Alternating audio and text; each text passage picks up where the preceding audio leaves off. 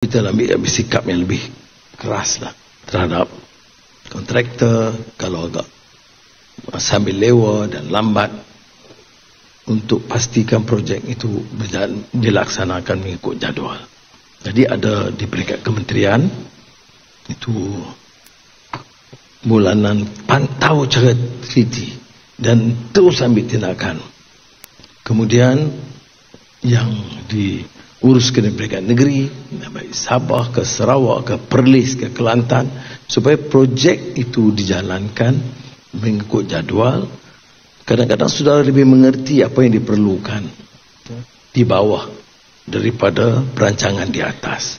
Jadi pegawai-pegawai yang turun ke bawah, sebab itu kita ambil kampung angkat, sejati madani itu, kerana kita tidak mau disconnect di antara di atas di Kuala Lumpur itu dengan di Cokotokun.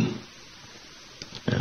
Jadi sebab itu bila sudah ke bawah, beri ruang. Saya minta KSU umpamanya beri ruang pada pegawai, termasuk yang rendah, untuk beri feedback, bukan saja setakat projek, tapi cadangan mereka.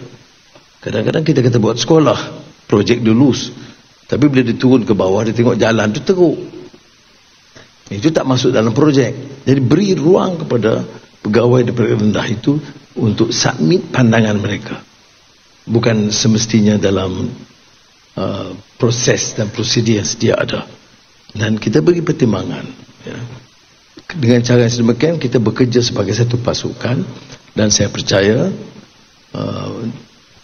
penuh pada menteri dan juga timbalannya, KSU-nya, untuk terus memantau dan menjadikan KKR ini dengan prestasi yang membanggakan.